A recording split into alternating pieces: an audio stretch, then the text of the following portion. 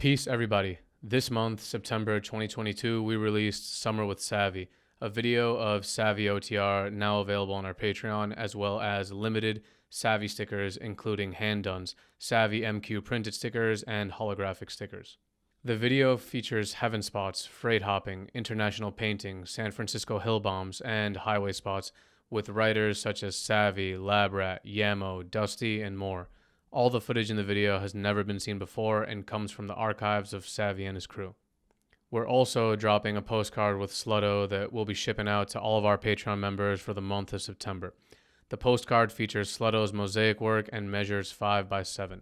The SAVIE video, SAVIE stickers, and Slutto postcard are only available through our Patreon. The SAVIE stickers are limited and available on a first-come basis. We have a new Patreon-only episode out with Modus. Members are shipped our monthly products, gain access to our Patreon videos, as well as our Patreon episode library, with interviews from Modus, Dessa, Amuse, Rebo, Dyke, Acer, Zers, Bat, Ola, Cash4, Host 18, Les, Sabe, Diego127, Duel, Wayne 1, XSM, Sake, and Mike Iraq Virtual Reality. Members also gain access to AZ Radio, episodes of Z and I speaking on life, meditation, graffiti, society, fasting, and more. Hey, this is Claw Money, and you're listening to Angel and Z, sponsored by Art Primo. What is Art Primo, you ask? How dare you? Art Primo is a graffiti shop that was started by writers for writers in Seattle in 2001, and they have stayed true to their roots for over 20 years, offering everything from caps to inks to paint to refillable mops. They got nibs, they got jibs, they got caps, solid zines, books, and more. And their how-to videos and YouTube channel are legendary. Art Primo strives to keep their prices low and quality high, hand pouring all of their mops and inks in their Seattle warehouse, shipping orders on the same day, and their site is a source of information for all types of writing tools. Tools for what? Tools for the revolution. I'm moving to Florida in a few months. Oh, you are? Oh, sick. To live with my mom so we can save money. We want to buy a house out here in Northern California. Mm-hmm. So that's like, the goal is to get there in and out, because I don't really want to raise my kid in Florida. Why not? Just because of Florida, how Florida is, you know, and the South is. I mean, I love Miami, and Miami's completely different from Florida, I feel like. But the education system there is not that great. And, you know, I want my daughter to learn about critical race theory, you know, and I don't want it to be in a place where it's outlawed. That's insane, you know, and I don't know if Florida's doing that. I think they might be doing that from what I, you know, heard, but that's crazy, you know. Why not decolonize our minds, you know? Like, we should learn about what our past. Because if we don't know about our past, how the hell are we going to fucking change the future? And they don't teach that in Florida? They don't teach that in Florida, Texas, some parts of the South. I'm pretty sure, you know. And there's certain math books that are being ripped out of, like, you know, the education system because there's, like, hints of critical race theory in there. I don't know. That's from like what I read. But yeah, Florida's a fucking weird place, man. I love it with all my heart. It's where I'm from, born and raised. But do I want to raise my kid there? I mean, we'll see. I'm going to be there for 2 years, so That's the plan, and then just save money to get a house. Save money, yeah. Live with mom and, you know, have some support with abuela and shit and it's tough, like yeah, it's just tough because I feel like things change so quickly, especially recently in the past few years. Yeah, so it's hard to get a grasp on like what it's gonna be like even in a year. You exactly. know what I mean? Who knows? That's why I said like we'll see. 2 years. Yeah, things might shift. You know, there might be an awakening in Florida, but I don't see that happening anytime soon. People are really caught in their ways there, especially in the South. What do you think? Like, you know, some would argue that in a way that's even more freedom, you know, like in Florida or Texas, you know, so. And yeah, that's a good point. You're right. And there is a lot of that going on, but I don't know, there's freedom here too. Yeah. How do you explain, let's say, I know you haven't gotten to that point yet because, like you said, your child's a newborn and stuff. But for example, raising your child in Northern California, and as opposed to another place where it's like more hidden from view, but like, how do you explain the tent cities? How do you explain the like when you drive past and there's just a bunch of people who are like sadly addicted to mad drugs, just chilling there, whiling out. How do you think you explain that to your child when that day comes? Or is it better to be exposed to that so you straight up see like this is a real part of life, and like you have the example as us as parents to, you know? I don't want to shelter her, and I don't want to hide her from the truth, because she's going to find out, you know, sooner or later. So the sooner the better, and just, you know, explain to her, you know, this is how the world is. You know, there's some people that, you know, get addicted to drugs. There's some people who, there's good people and bad people, you know, and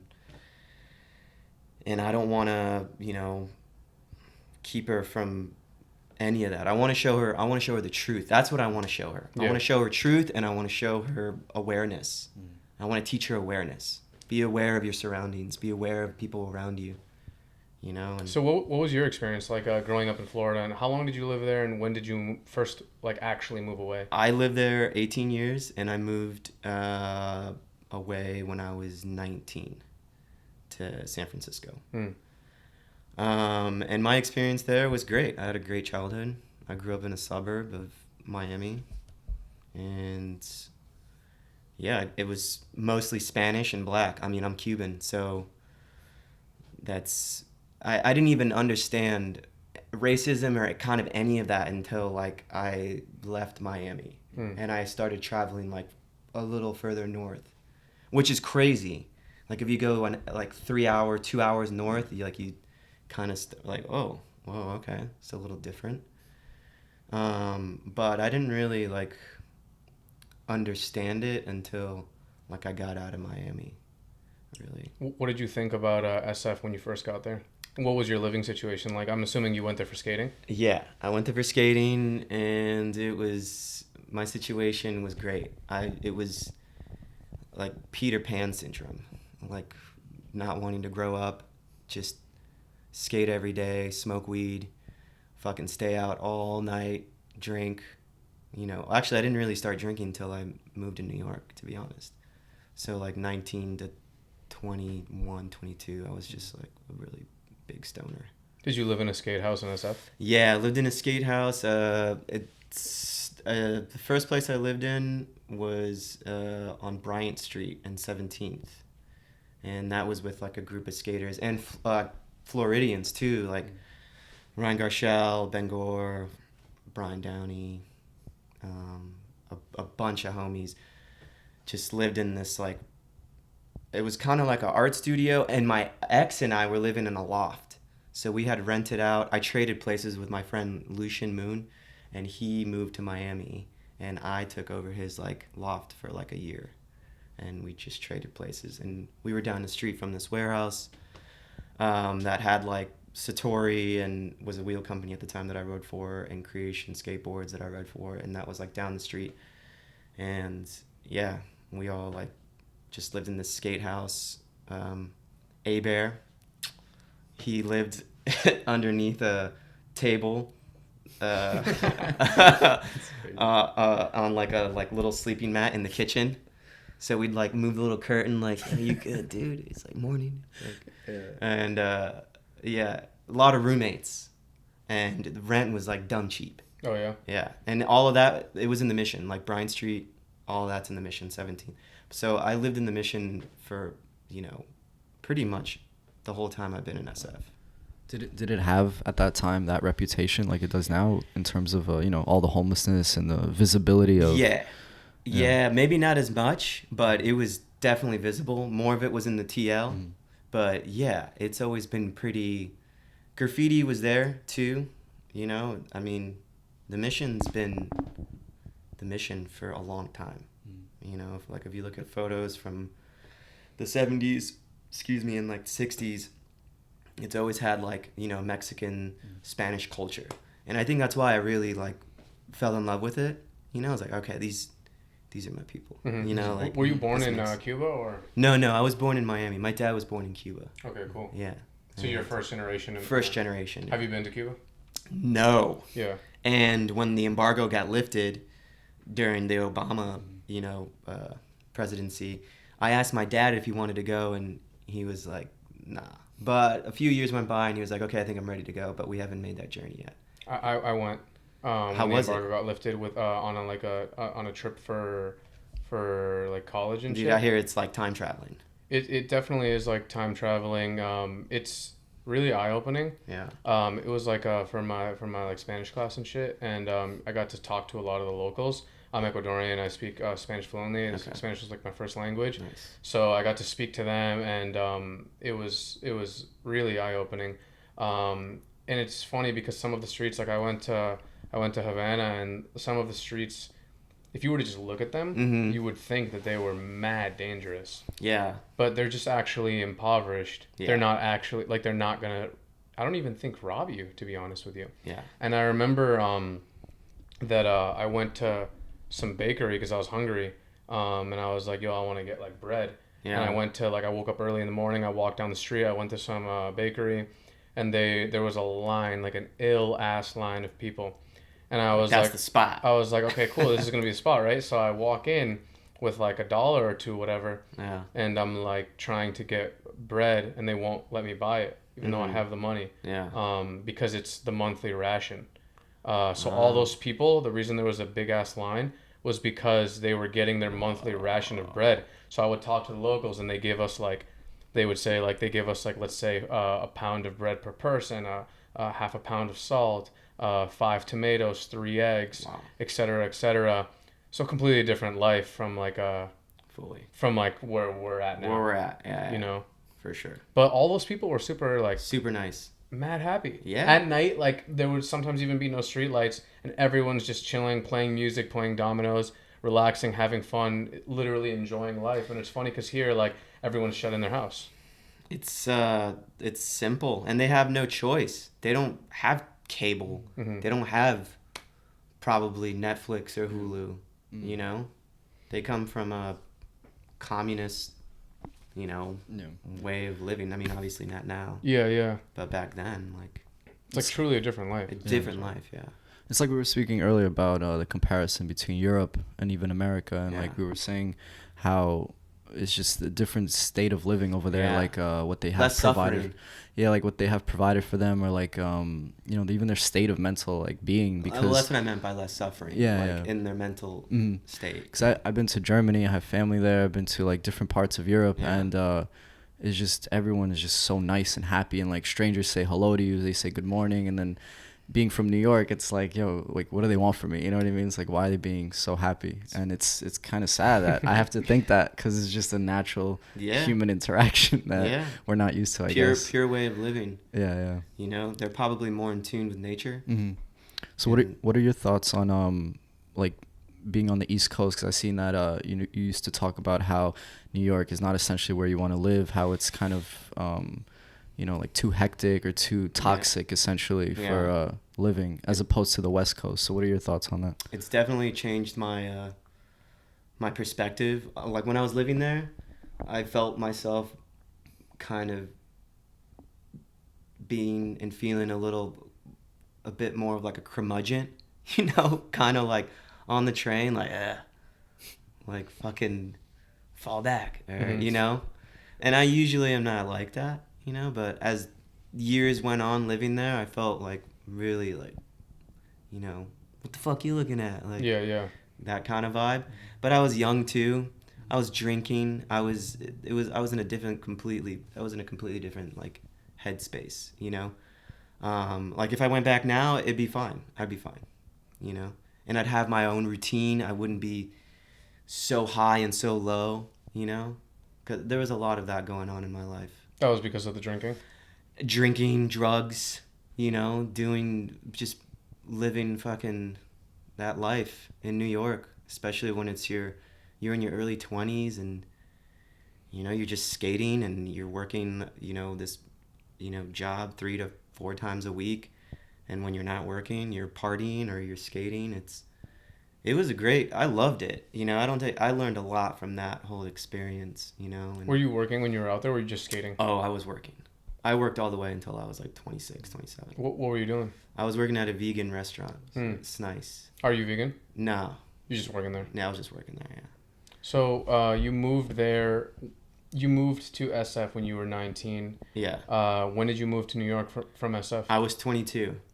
And I felt like, all right, maybe I should change it up. I just had that feeling. And then my ex at the time was like, hey, my parents are moving back to Brooklyn. And I was like, Brooklyn sounds sick. Like, I've always wanted to live in New York. And she's like, you want to move to New York? I was like, yeah. Did it. And yeah, you know, I'm glad I did. As like a professional skater, what's the deal with, like, you say you're moving to Florida, I feel like you can get less coverage there, or living in SF versus living in New York. I know it's like harder to, I guess, meet up in New York or something like that. So what do you think about that? As far as coverage in different areas? And just like actually doing it, like actually being like... So you can do it anywhere if you have the right crew. Like in Miami right now, I'm stoked to go back because I have a great crew there. And it's small, you know, and there's not a lot of people stepping on your toes as far as like skating spots and finding things. Like out here in California, everyone skates. So it's really dense and, you know, it's kind of like max capacity of as far as like skaters go, you know. And where's that spot? Oh shit, where's that? And everyone's just trying to get to that, you know. In Miami, there's really not much of that. So that's great. And I really like flying under the radar, you know, and not being so much in this, like, you know, out there. But you can get it done. Like, I'm trying to work on another project when I get to Miami, you know, with a homie and with homies, you know. Brad Cromer just moved out there, so I'm stoked on that. Get to skate with him more, you know. But it's all about your mental state, and if you want it, like, I still want to skate, you know. And since I haven't been drinking pretty much at all lately, all I can think about is like skating and, you know, and that's pretty much it. Obviously taking care of my kid and stuff in my personal life, but mostly I just want to, you know, I'm motivated right now. That's amazing to hear. When did you stop drinking, and how long have you been clean for? So I drink wine sometimes, but the last time I drank wine was in Paris, like a month and a half, 2 months ago. So it's like really like, you know, special occasion, kind of like, all right, I'm gonna have like a glass of wine. But really stopped drinking beer. Like, I haven't had a beer since October. Basically since Kate was like, hey, I'm pregnant. I'm like, all right, this is a good time. Because my partner's usually the facilitator on the whole, like, let's go out for dinner and grab a drink, you know? So living in New York and, like, you know, essentially, like you said, partying and drinking, at what point did you realize, like, yo, I can't keep doing this? Or, like, how recent was that, or how long ago was that, or what was the tipping point, you know? Like, what experience did you have with it? Was I was 2 years into living in New York, and I started dating this girl, and we were just fighting a lot, and, you know, we just drink a lot, and I was very unhappy, and I would skate, and skating was great. It was actually weird. It was like this crazy, this back and forth within myself of like, I'm still skating and I'm producing shit, so how is this affecting me? You know what I'm saying? Like a balance. So, like, yeah, so like I was like, okay, this is fine. Like, I'm still producing, so I can still make this shit work. But at one point, I was at a bar, and it was Halloween, and I was with 2 of my friends, and we were just drinking, and I was literally looking around the bar, and I was kind of like, I think I'm done. I'm done doing this. It was crazy. It was like that quick. Like, I feel this way for a reason. Yeah. And that's something my patterns. I need to break patterns. I need to change something. And I looked at my hand, and it was like I had a pint in my hand, and I was like, okay, this might be the reason why I feel this way. Maybe I should put this down for, a few weeks to see if anything happens. And I was with Yajay actually at the time, my friend Yajay Popson. And he was like, what's wrong? And I'm like, dude, I'm unhappy.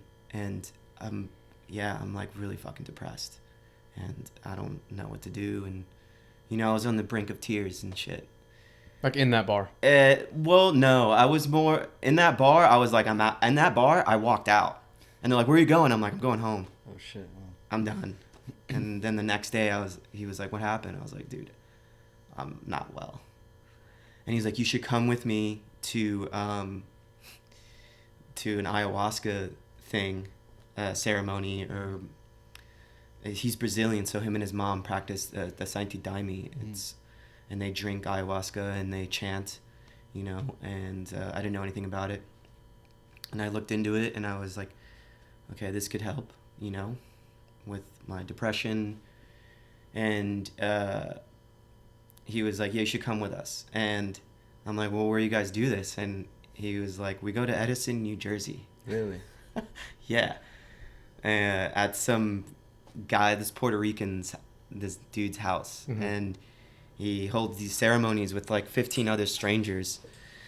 And he was doing it for a while. And at the time I was like really into like Eastern philosophy. And Yajay was like, yo, you should look into like, these dudes, Alan Watts, like Ram Dass and all these guys. And kind of prepare my mind for this journey. And basically it was to go in there and to like, all right, I'm here not on like for recreation purposes. You know how you take psychedelics and you're just like, you're usually at a fucking party and you're like taking mushrooms or whatever, or you're in the woods and you're doing it properly, like this is a medicine. And I didn't really understand it because I've taken psychedelics for a while now, and up until that point did I treat it like, this is for educational purposes. I'm going in here to like drink this medicine and basically to submit. And and it was a fucking crazy experience. What happened exactly? I have so much to say about all this, by the way, but and I want to share this because I've shared it with a couple people, and I went into this dude's house and he had we were in like a table, and I was with Yajay's mom and Yajay, and I was like, okay, I'm with them, like I feel comfortable. And it was a little weird because I was with strangers too, but everyone was very welcoming, and there was 2 kung fu masters there, so I was like, this is sick, because I love kung fu movies and just kung fu. So I was like, cool, like I want to talk to these dudes at some point in the night. And so the guy who was doing the ceremony, he was like, you can get up if you want, if you're feeling uncomfortable, and you can move into the living room and go on your own personal journey, which in the Daime, that's usually you're at like a church and you're just chanting and you don't break chant. And it was kind of like, it was a little laxed. So so it started, you drink this shot of like this mud liquid. It looked like mud, or it looked like it was like this brown liquid. And usually with psychedelics like acid and mushrooms, I can feel and hone in on like, okay, I've had enough. I don't need like, I know when to like I can take, like I can microdose pretty well because I know what to look for. I was like, okay, I'm good. I'm in a good place right now. With this, I didn't know what to feel, so I drank a lot. People took like 3 shots. I took 5 because I didn't know what to look for. It was like, oh, I don't feel anything. Like, you're like 45 minutes in, an hour in, like, damn, feel nothing. On the 5th shot, I was, fully just it rocked me. I felt so uncomfortable. Like, felt like I was fucking sweating. I felt like I was gonna die. So you were in a sitting position? I was in a sitting position in this table, and I had to like excuse myself and go to the couch in this guy's living room. And I got into like a, Indian style position, like legs crossed. And I started rocking back and forth, and that was bringing me a little bit more comfort, And then I was doing a lot of this, and I was like, oh, that's right.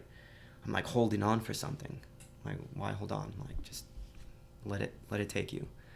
And once I did that, it was amazing. It was the most amazing experience I've ever had in my life, And still to this day, like I, kind of go back to that, If you don't mind me asking, what experience did you have? Like, what lessons did you have? Because I personally, like, also, like, I've taken psychedelics in my life, and it never was for like a party purpose. It was more, like you said, like a respect type of thing, and like a kind of like a knowledge and seeking some type of I don't know, like information, you could say. Yeah. And I've always wanted to actually try ayahuasca, and from what I've heard is that the only way to do it is to get a shaman and go to like Peru or like these South American countries. I didn't know that. I thought like doing it in America essentially was almost like disrespectful to the plant. You know what I mean? So when you said Edison, New Jersey, I was like, random. I gotta talk to you after this.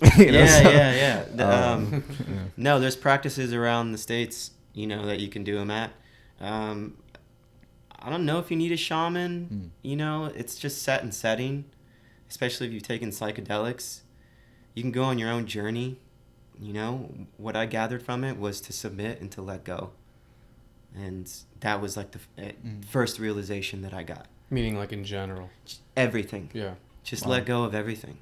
Because what's the point of holding on to something that isn't going to last? I know it sounds morbid. This is all fleeting. This is all, it's not going to be here for long. It's this very is like not going to be here for long. This is all like, so I'm sorry, go on. No, go ahead. This is all like, it does teach you, like all psychedelics do. You can resonate with this. I'm sure I think about death every day. I know it sounds morbid, but there's a part in the day where like, oh, that's right. I'm going to die at some point, and death and life are the same thing. And I think Americans and Western, culture, there's this huge like separation. Yeah. And I think that's one of another realization that psychedelics have brought to like, oh, it's all one, light, dark. It's life, death. It's all the same thing. No, it's really amazing, because I think, like you said, anyone that has taken, more than a microdose of psychedelics can agree that there comes a point where you realize, like, it sounds almost like suicidal and depressing, but like there comes a point in the trip, if you take enough, it's like, it's really okay. Like it's okay. Like death is not anything, because it's truly like almost endless. You know what I mean? Like, and like you said, you truly do feel like it's just one thing, and like these evils and happiness and positive is just all one. There's no like it's we've really created it. Yeah, no, it's true. Society, especially like American society, we don't talk about death. It's morbid. No, they almost push it. No one wants to like share their experience, which I think it's just as a beautiful experience as birth. So I really feel like the more we talk about it, the more it can become, I don't know, normalized or maybe accepted, and this is something that you should accept. Well, yeah, might as well accept it sooner than later. Or like in Japanese culture, like in a lot of Japanese cultures, that's like an integral part and test and segment of life. It's all a part of it. It's all one. There's no separateness, but Americans and our society is. Yeah, I just think that it's been so engraved and like conditioned in our minds. Just even that word death, like it just has a negative has connotation. a negative connotation. Like it makes you think of like the news, like 4 dead, 5 shot, killed, murder, like blood, which is all very tragic and very no, of sad. course, yeah. But it just makes you like almost fear it always, you know. And I'm not saying it's so crazy to like talk about this stuff because it's hard to break out of that mold in like an instant because you can't deny that. Well, we're conditioned. Exactly. You know, as even my own mother, you know, like I'll kind of go on a talk like this and she's like, oh, let's not talk about that. I'm like, well, why not? Why not talk about it? It's normal. It's gonna happen. I'm gonna lose you. You know. Would you say that you don't fear death, seeing as it is like part of the whole and it is a cycle? It's a work in progress. I'd say every day I try to let go of something, a little bit of something. You know, whether it's I have small goals daily with it. You know, some kind of confrontation with someone, you know, that went wrong, you know, like that's just, all right, let go of that. Like, try not to stoop down to that dude's level. Try not to give in to that, you know, energy. That's one way of letting go of that, or letting go of thinking about my dog passing away. Okay, I gotta like mentally prepare myself for that. But it's funny, you mentally prepare yourself for it, but there's not really anything you can do to like it's. Mm-hmm. You can chant. Yeah, I think that in modern society it's difficult more and more because in Eastern philosophies or like Eastern, you know, thinking, they say sometimes like attachment is the root of all suffering, essentially. And if you can take that many ways, you can take like that as attachment to my phone, attachment to my family, attachment to like serious things, and you're like, and then you could be like, oh, I have to leave it all, otherwise like death will be hard. Yeah. So it's just like a crazy practicing non-attachment daily. Yeah. You know, these are all realizations that I had during that experience. Mm-hmm. Non-attachment, more love. You know, you're the root, you're the cause of your own suffering. Mm-hmm. You know, sometimes there's, you know, stuff happening in our lives that we can't really control. And it's okay to suffer. You know, it's okay to feel these feelings. You're human, you know, so feel those emotions, go through them. Yeah. You know, but know that you can choose when, like, all right, I had a good cry. Okay, I think I'm okay now until the next cry. Mm. Mm-hmm. And then another breath. And then another moment. And then release and let go. Because, yeah, dude, exactly. What the fuck is the point of holding on? I have trouble with it too daily, dude. This isn't like, I'm not like figured it out. I didn't figure shit out. Like, I struggle with it still daily, and I get sucked right back in. Society, ego, you know, catching myself. That's another thing with things that happen in your life. Someone cutting you off in the fucking road. Catching myself. Don't react to that. That shit's hard. Yeah. You know, because once again, you're human. You're conditioned to honk when someone's at a stoplight and they're on your phone, or they're on their phone, and they're not aware of their surroundings. So after you did had the ayahuasca ceremony, after that you kind of went into that like feeling depressed, and you didn't know what was really wrong, and then after that, how did you feel? And then how was it in terms of the drinking? Was it easy to stop? Were there roadblocks? Easy. It was like night and day. It was insane, you know, and it was. I remember leaving there and getting on the train, and like telling Yajay how much I loved him, and how much I loved, like, just an outpour of love. It was almost as if like when my kid came out a few weeks ago. That's how I can describe it. Like when I had her in my hands and I was like, okay, this is kind of like a psychedelic experience. Like, I have this infinite love for this being, and, you know, her life is in my hands, and, you know, I'm going to take care of her forever. And that love, that's what I felt. I felt love. I felt compassion, you know, even for, like, my partner at the time, because she was going through stuff, and she didn't want to. I was like, hey, you should come with me. And she's like, no, I'm good. You know, and she was a little younger than me. So she still wanted to she wanted to continue on the party train. And I was like, I'm done. I'm done with this. You know, I want to start working on myself and start, you know, figuring shit out, breaking patterns, and, you know. And so when I saw her, she was like, how was it? And I gave her a hug. And I was just like, I love you. And that was it. And whatever animosity we had towards each other, you know, I like let go of that. And like, you can do whatever you want to me. You can't hurt me anymore. We can't. I'm not going to hurt you. If you want to continue, like, that's how I can like basically explain it. More compassion, more love. So you said that you were into Eastern philosophies a little bit, like which ones, and what was your interest in them, and I guess what was it? Let's see, Buddhism. And how did you initially get into this shit? I don't know. I've always felt like I just can't. There's something else, you know, spiritual. I think that's how I came into it. More like I'm more spiritual, and like I grew up Catholic, so when I got out of that, I was like, well, you know, people are like, you have to believe in something. I'm like, why can't I just believe in self? You know, you're God, I'm a God. We're all gods here. You know, I can pick up this mic. People build buildings. I think people have forgot about that. You know, like the connection with self and the power of self, you know. And I think, yeah, I really resonated with just stuff from the East, everything. Like so it wasn't just Taoism. It wasn't just Buddhism. Yeah. It was like everything from the East was. I took tidbits from a lot of it, and I was like, okay, this resonates with me, or this is too extreme, or, you know.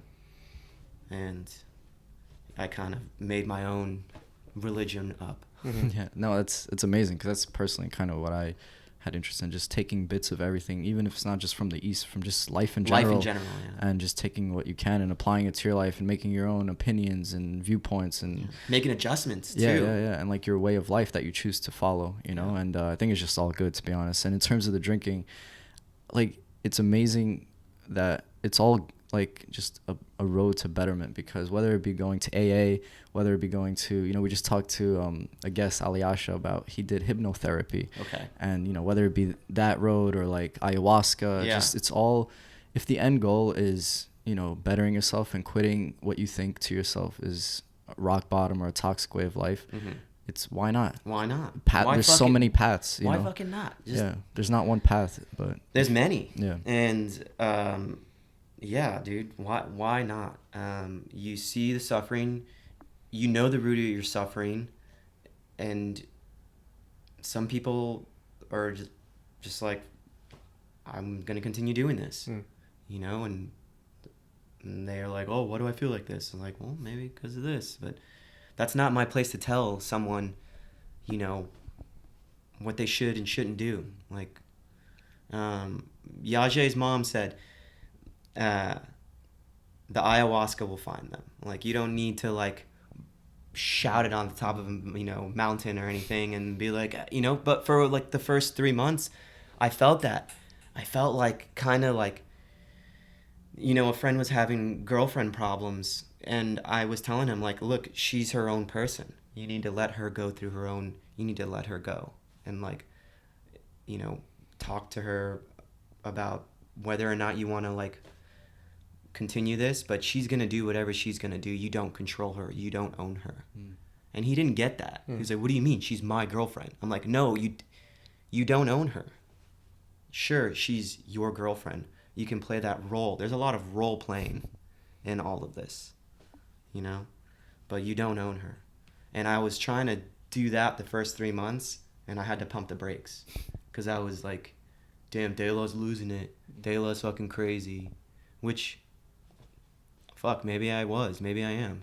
Still am. Like, I don't know. Feel like, do you ever feel like in the skate community, since it's not like as common to be like reading about Buddhism or Taoism or talking about how everything is one and doing shit like that, I'm assuming you've gotten into like meditation and fasting a little bit here and there and stuff. Like that's not really a common thing, especially like skateboarding like has had a thing where it's like a lot of it's based off of like the whole type of like, especially before like the sex, drugs, and rock and roll aspect. Like you see hotel rooms like filled with fucking shit. Like like the whole point is to be like, yeah, I'm like, you know, living this crazy life, and I'm gonna go front lip this 12 stair with a kink, and like it's gonna work out, and it's not even gonna affect me. Do you ever feel like there was like almost like an at odds thing, or like a lack of relation, or what do you think? Yeah, I mean, skaters nowadays, like psychedelia is now a more accepted thing. So skaters are, which back in my day, it was like, you know, fucking Motley Crue, like go to the hotel, fucking get drunk, you know, and destroy it, or not destroy it, but, you know, like have fun and, you know, take advantage of this, you know, like rock and roll or whatever you know, what you were basically saying. Yeah, that was more of a thing. But now I think it's, people are kind of taking a different approach, you know? As far as like how it affected me. Wait, so what was the question? The immediate question? Do you ever feel like you as you grow older and you are finding just different stuff in your life, like you go from not really partying as much, you start like having these different experiences, and I essentially like having a what I consider like maybe a broader perspective because you just had different experiences and traveling. Do you ever feel like you don't relate as much to like the skateboarders as you used to? A little bit, yeah, for sure. That's definitely, well, because you're in a different part of your life. You're in a different time in your life. Like I have friends that are younger than me that are still doing that, which is fine. Do it till you're done, you know? And I'm not going to the bar till 2 a.m. anymore. I'm just not doing that. I'm not really drinking, you know, like that anymore. But I will say this, as in terms of like skating too, kind of boozing helps out a little bit, you know, at least for me when I was younger, because it was no mind, you know? Now there's so much mind, you know, for me. Like I'm really up here and I'm thinking a lot about things more, you know, I'm more conscious, you know, there's more of an awakening. And back then when I was young, it was just like, you know, fuck all. Like drink, smoke, lip slide the fucking 12-stair rail, put my brain down on the fucking ground, no thought, just do it, just do, more do, less thought. Now there's like thought, do, there's a, you know, there's a lot of layers of it. I find it really interesting, honestly, because like I've skateboarded like my whole life. My idols, like my initial idols, aside from like graffiti, I'm really into martial arts. Aside from martial arts, but the first was skateboarders, and like through this show, we've gotten to talk to like some pretty ill skaters, like people I never thought in my life that we'd be able to speak to, right? And they're like, a lot of them came from like that, like sex, drugs, and like rock and roll style era, where he was even more OD than like and when you speak and talk to them, like it's crazy, like the shift. It's fucking insane. Like we spoke to Andy Roy, and like he's awesome. He's been through a really insane life, transformation. And like when you see him in videos, it's like real deal, like sex, drugs. Like he's like the icon of that. Yeah. And then when we spoke to him, it's like a different story. And like the shifts and like what they have to say about it. And one thing I find really, really beautiful too is like there are people who literally go to like a rock bottom that is straight up like you would think you cannot come back from, and then they come back from it, and it's like inspiring to see, because then you think of your own life and you're like, well, if they can do that, then like and like he was talking about like how it's like it's not like he was like, if he can do it, anyone can do it, because he's on some like literally fuck everything shit. Yeah. And like no plan at all. Like it's just like what happens. So it's really cool to see, and like it opens my mind too, because like that's something that I've had a thing with. Like as the years pass, like sometimes I feel less in relation to skateboarders. But then if I like sit down with someone like you, or someone like And I realized like it's just like there's like everything and everything. Like there's a bunch of different types of people in skating, especially now. There's a bunch of different types of people in graffiti. Like not every graph writer is like a fucking, there's a whole, it's everything. That's why it's like relate. all walks of life. It's very similar. And I also don't want to look down upon like anyone who's in that phase of, because that's an important phase that like makes you who you are, and it is a huge part of like what, in my opinion, makes skating so appealing and so sick. And like all those videos you see, like that is an appeal to it, and that is like what made it what it is for a lot of the shit, like that attitude that comes with like Big Brother magazine or Thrasher, like like that, like fucking. Or like fuck you attitude, or like, fuck you mentality. You'd see like that's skateboarding, that's craft, that's musicians, that's artists. That's why we relate. It's the fuck you mentality. Yeah. No, I've had a crazy strong experience with what you guys are talking about. Just understanding even through this podcast that everyone just has a story. Everyone's really going through their own thing in this like existence. You know what I mean? And it's funny because the last few mushroom trips, I don't really take them out often, but it's funny because they happen exactly when they should. And just like a few weeks ago, I took like a microdose and I was just out camping or whatever, and something I've been feeling recently on those trips is like an overwhelming feeling of understanding that everyone in my life is going through something, and it's almost like an emotional feeling, just having a cousin maybe like being in rehab when he was younger, or like how he's doing now. It makes you pull out your phone and just message these people that you like love them, and it's a really powerful feeling. Or even thinking about my mom, like you said, she's getting older, and like it's really crazy that can just translate into everyone in the world if you really think about it. You know what I mean? And it's just really good stuff. All this. It is. I pay it forward, paying it forward. Like if you're, especially you have these feelings after just in general, not even after a trip like that,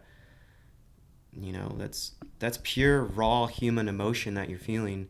And that's awesome that you're aware enough to be like, oh, I should reach out to my cousin. I should reach out to, this person's having a hard time. Or just like someone that you haven't spoken to in a while, like, hey, I just wanted to say what's up, see how you're doing. There's a lot more of that lately, I feel like, which is great. So nowadays, like, what role does the skateboarding play in your life? Like, how often are you skating? Are you filming for any video parts? And like, what's the deal with that? Do you have any like underlying injuries? No, thank God, no injuries. I've been pretty healthy the last like year or two. It's been nice. Knock on wood. But yeah, I'm working on this part's pretty much done, this habitat part. And then I'm just ready to sink my teeth into another project. And that's basically what I want to do, as long as my body's, willing and able, for me to do that. Like I want to just keep producing footage and skating and having fun and hanging out with my friends and shooting photos and just basically doing what I've been doing. And those are so I had small projects, and it's not much has changed. Go on trips, skate, it's kind of you still go on skate trips and stuff? I mean, since the kid now, but before, definitely been going on a bunch of trips. I was actually going to ask you how that is. How is it touring, and how do you feel when you're, in like close proximity with people all the time for an extended period of time? The people I travel with, it's family. So, I mean, I love them. So it's easy, and everyone understands like each other, and there's no like, and then people ask hey, how you doing today? You good? And that's really important, but traveling's been great, and traveling with a bunch of people, sometimes it could be a little crazy, especially on a really short trip. A lot of people, short trip, not a lot of time to do stuff, and to skate spots, and you're not there with like a smaller group for a longer period of time. You can produce more. So I think I go into these trips with very little expectations these days. You know, not. Do you have any locations that you went to that were really stand out, like either in terms of just the tour and how fun it was, or even just like something that you took away like from a country that was just like so different that made you really realize things that you otherwise wouldn't have? Recently, I spent time in Paris, and I've been there a bunch. I love Paris, and I love, you know, the people there, and I got a good community of friends there. And you know, it's kind of almost, I feel like comfortable there, kind of like New York. You know, you like live somewhere for a while. I never lived in Paris, but I've gone there enough times to like, oh, I know where I'm at. You know, this feels comfortable, and I can ride bike down the street, and like someone will be like, yo, what up? You know, that's pretty sick to have that in like a different country. Yeah, Paris is so sick. Paris is so sick rad. for skating. It's sick for graph too, and it's like a really beautiful city. Their architecture is The history. It's insane. It's insane. All of Europe. You Have know. you ever ridden that like you chilled by the river with all of the architecture to the left and right of it? It's fucking mind blowing. The Seine. Yeah. It's literally mind blowing. Yeah. I'm like, why the fuck? This is like. Does this look like this? 700 years old. 600 years old.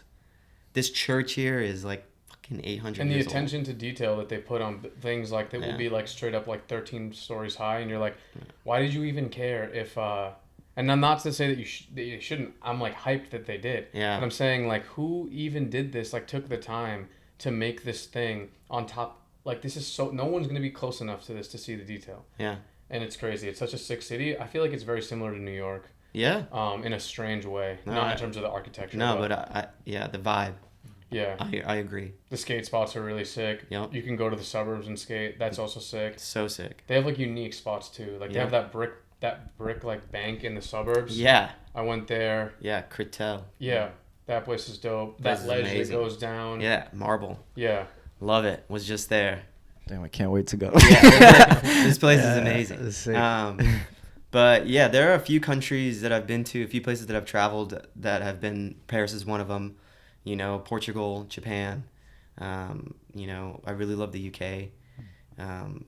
You know, Spain. But I mean, each place has their. You know, I have a little bit of. There's a place for me there. Like I really like, whether it's the food, people. You know, it's. I can pretty much like go I feel like I can go anywhere and like be okay, because I'm okay. I feel like okay here, like within myself. I actually wanted to ask you, from one of your interviews, you mentioned you went to Kyrgyzstan, which is like not a tourist hotspot. So what was up with that? That was a random Red Bull trip with people that I'd never met before in my life. So, and this was during the whole this was 5 months after that ayahuasca experience, and I had taken it 3 times after the first time, and so it wasn't just once. So I was just flooded with all of this whoa, life is fucking sick. And for those that don't know, that's Eastern Europe, if I'm not mistaken. Yeah, it's Kazakhstan, all that kind of stuff. It's the stans, Uzbekistan. Yeah. Life Kazakhstan. Life there is pretty rowdy. So well, life there was actually so yeah, going there was definitely insane experience. I'm never gonna go back there, you know. And life there is no different from life here, to be honest. At least in the city of Bishkek, which is their capital, and people are going to school there. People are driving to work. You know, it's very kind of the same here. I wouldn't say too Western, you know, but it's a big Muslim, you know, country, and also the monuments there. It's post Soviet, you know, stuff. So there's just marble everywhere. Sorry, go on. No, I was just gonna ask. Did you drive through any of the? We did, yeah. The mountain area. So when you leave the city, it's just rural, you know, people living in yurts, you know, and we were driving through this mountainous area, and there was just 2 yurts in the distance, and we got off to meet the locals, the people there, and the father, the main dude there, he was communicating with me through my tattoos, because I have like a wolf and an eagle, and I have all these animals all over, tattooed on me, and he was like, eagle up there, wolf over here. I was just like, whoa, sick. None of them have ever seen an iPhone before, so I was taking selfies with them, with the kids, so it was kind of like, whoa, really, this is life. This is, they get milk, they get yak milk, and they just live off the land. Yeah. No, that lifestyle is, it's so different than from here, because like there's a UFC fighter, Khabib, he's from like one of those, that area around there, and they come to here and they just like mop people because they're just of a different breed. You know what I mean? Fully. And they're just like, their mindset on life is just like there's iron. Yeah. Yeah. It's crazy. Like their whole mindset is survival and, living off the land, and it's very like raw reality. It's just simple. It's simplistic. Yeah. There's no external fucking, blue light in your face all the time, or, Instagram, or there's none of that shit. So it was definitely like a back to the roots, back to the land kind of type vibe. And like I said, I was already going through this like journey, like was sober for, already a few months after that. And I was really soaking it in, as opposed to like when I went on trips, I just fucking drink, and not to say that I wasn't retaining stuff, but I was retaining a little bit less maybe. No, of course, because I feel like, after especially going through kind of quitting drinking, it's a lot better to be in like a countryside in Dagestan or whatever, and instead of like Delancey Street, where like bars are just in your face 24/7. Yeah. You know what I mean? So subconsciously, it's definitely better to be out in the wild. It was definitely a good like experience for me. And I met a lot of amazing people on that trip. From like I met this German dude who was on the trip. He's from Berlin. His name's Tiak. And I was like, hey, I'm actually going to spend 3 months in Europe. And he's like, you should come to Berlin and you can stay with me. And, I built a relationship with the homie. And I went to Berlin and I stayed with him for like a week. And he let me crash in his pad with his lady. And, at that point in my life, I was really like trying to not go to a place and stack clips so much. I was more focused on like going to these places. Sure, skate, and if filming works out, great, but it was more like I was trying to connect with people. I was trying to connect with, like wherever I went, I was like, all right, this is more important. Getting to know you and having this connection with you is more important than skating right now for me at this point in my life, because I don't know, that lasts way longer than, a skate clip.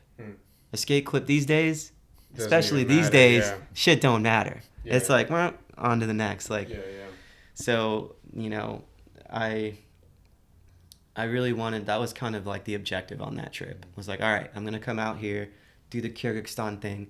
And then I think that's when I had that realization, like, okay, I'm about to like open up my life to these strangers, these people from France, Germany. There was an American on the trip, Aiden Campbell. I had never met him before. Great dude, So it was a time of like being open, dropping your guard, dropping your barrier, your wall that most people have up, and and it was, dude, I'm glad I did that. I was European for 3 months. I was Euro for 3 months, dude. It was a really, really amazing experience. And ever since that experience, I met people still to this day that I'm like this with, And I stayed with my homie Juan in Paris, and I met him all those years ago, and he's from Miami actually. And there was a whole thing in Paris, like, oh, you're from Miami, you know Juan? I'm like, no, never, maybe different generation.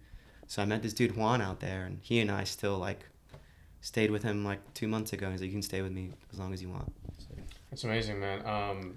It's sick that you've been able to use your like skateboarding and pretty much every aspect of your life for self-improvement, self-betterment, and just like making your life iller. Thank you for coming on the show and speaking. Yeah, and no worries. I Thanks really, for having me. Of course, man.